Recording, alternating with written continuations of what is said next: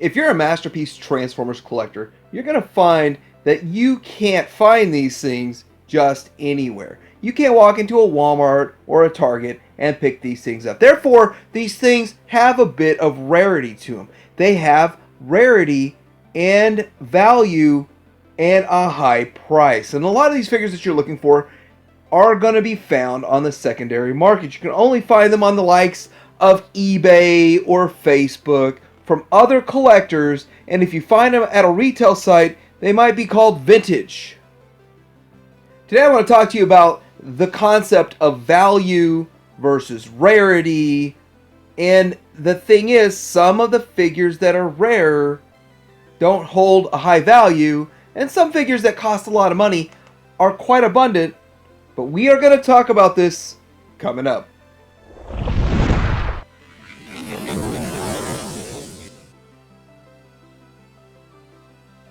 So I want to start out, if you're a Masterpiece collector, you're actually a rarity. See, there are far more Chug collectors than Masterpiece collectors. Part of that is the price. The price is a barrier to entry, and we're going to discuss that a little bit more here in a second. But if you look at this graph, this is a very subjective graph, meaning that it's not quantifiable, and it cannot be quantified. Therefore, it has to be subjectively created, such as I did.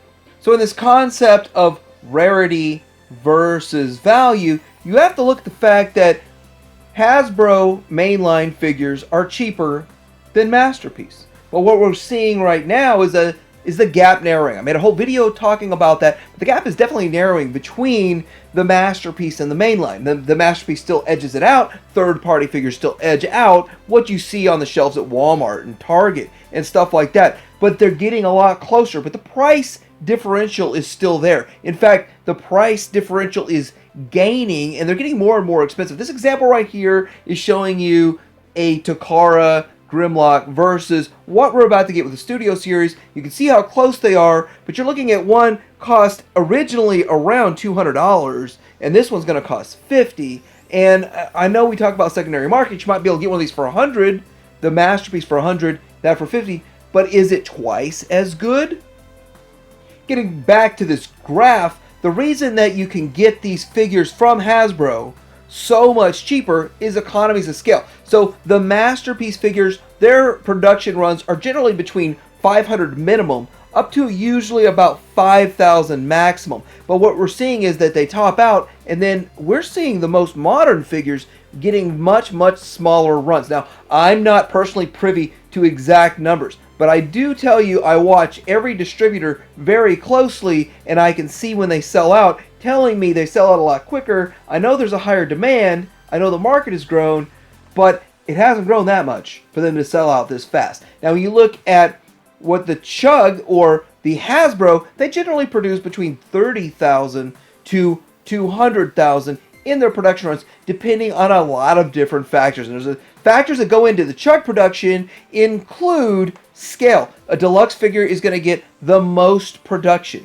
Next level would be Voyagers. A higher price point, less figures get made, up to the Titan class, which would be the 30,000 mark approximately. And those are numbers I've heard from Hasbro. But the other thing is the concept of last wave syndrome. Rarity is created in the main line simply because they didn't make very many at the end of the production run for whatever reason, and I believe those might get reissued in the future, but it's starting to look like a Hasbro thing to reissue everything. So looking at Fans Toys. When Fans Toys started out, they actually started out with some other figures, but Tesla, Lupus, and Spotter seem to take the cake when it comes to price. And these figures went through the roof price-wise. Were they rare? Yes. Why were they rare? In the early days when they made this transition from the third-party made transition from Chug scale figures to Masterpiece figures, Fans Toys themselves did not have the confidence at the time to make giant production runs. So these figures were made in low, small production runs. And Tesla, Lupus, those two figures got bad reviews from reviewers or non-stellar reviews from reviewers. And nowadays, they're highly sought after. Now, Tesla's dropped in price. because there's a 2.0. Lupus will not get reissued. There's no 2.0 on the way. And Spotter's not going to get reissued. All that's Fans Toys is confirmed. Now, looking at all this, these things are just going to go up and up and up. But in my opinion, I still think all of the Fans Toys completists will even want the Tesla 1.0. So thinking back to the days of, say, Fans Project, these figures were $80 or $90 figures back in the day. You can find them now for about $40 or $50. These Headmasters, they were supposed to be complements to a Chug display. I think they are slightly bigger than Chug. I have a couple, but they weren't the greatest. Not Super G1. It was early third party, before third party even went into the Masterpiece scale. Now, these weren't produced in massive quantities. I would suggest between 1,000 and 2,000 even exist in the world, but now the price has fallen, the valuation has fallen on these because of demand. So we're going to talk about how demand really does drive the value of these things more than rarity. So something can be highly rare, but not highly sought after. And if it's not highly sought after, it has no value. The value, the only value that you have in any of this stuff is what somebody else is willing to pay. Now let's talk about these X-Transbots minibots. So for a while there, Arcos and Boost, those figures were going for a ton of money. They originally released for around $60, depending on where you bought it, and then they shot up to $150 to $200 on the secondary market, simply because there was not a better option out there than those figures, and they sold out everywhere quickly. And so finally we got reissues. Now we're going to suffer something from X-Transbots, and it's called oversaturation of the market.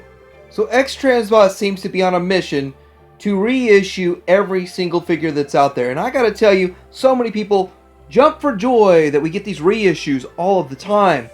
But this is a case study in where it's going to backfire, and I really feel like the lack of sales of their reissues is causing a delay in some of their figures that should be out by now. That I can't figure out any other reason why they'd be this far behind.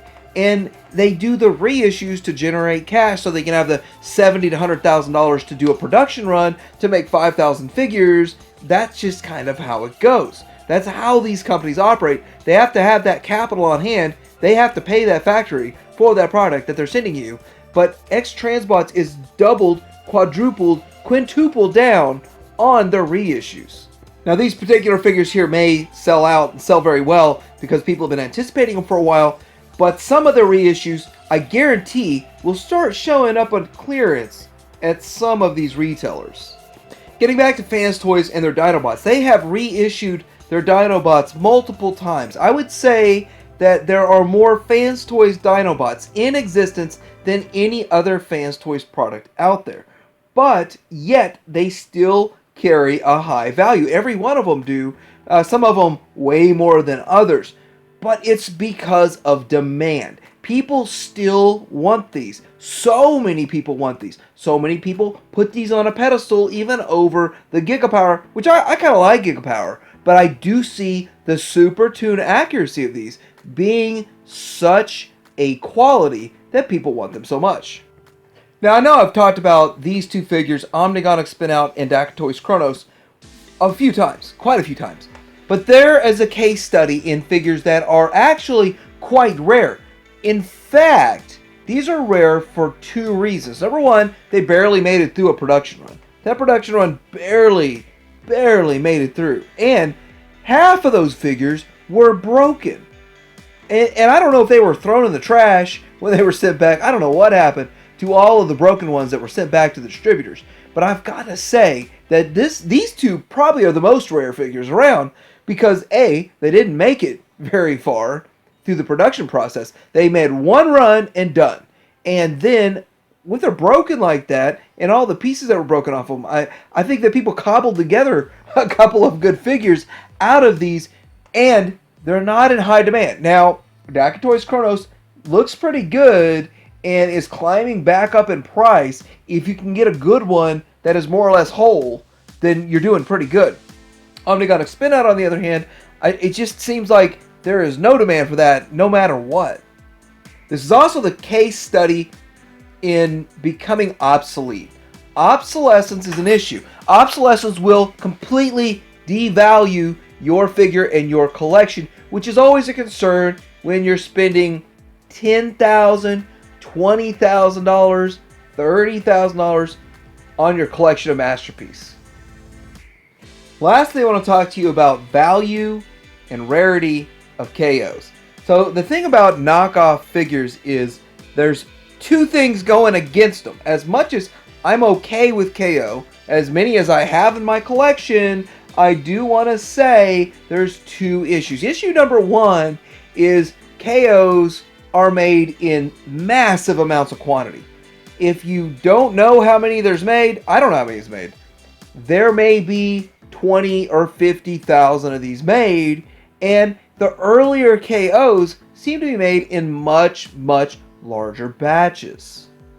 And again, nobody really knows production numbers on knockoffs, and knockoffs have multiple different companies making them, so there's no way to know how many are out there, how many may resurface. But it seems the more complex a figure gets, the less or the fewer the KOs there are. Now I know MP36, the Megatron, that was crazy. Complex figure, and there were a ton of KOs of it. But they've kind of all been wiped out, and there are very few in retailers that sell them. You can only get them on the secondary market. Looking back at these guys, you got the MP44 and the MP39, and they are vastly more complex than anything we saw with the original Carbots. We're talking about the original ones with Sideswipe and all them. Now, these figures I see hard to find, hard to get. Yes, there may be a lot of listings for them, but how many of those are fake? How many of you have bought one and never got it? You can be honest in the comments. The thing about this is that I think KO companies are looking for a quick buck. And the more complex and the more pieces, the higher part count, the less and less they're going to make, the less they're going to do. I don't see them getting into these really complex figures, doing them very well, and continuing very far. Now, MP44, there are going to be more attempts. More companies are going to try it, and I hope they do. I hope a good one comes. And the one that I have right now is not bad. It's not horrible. But I could see that thing selling out and being hard to get if no other companies go after this. So we're in some turbulent times. There are a lot of questions about the future. What's going to get released? Will we ever see these figures?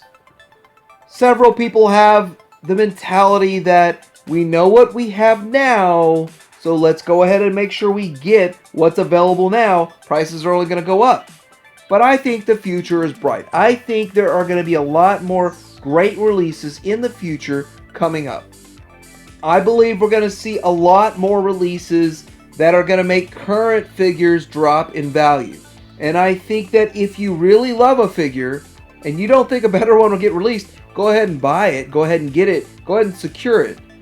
But I still have faith in the third-party community. I have a bit of faith in Takara that we're going to see some great things. I want to know what you think. Like, subscribe. Pet Hanger out.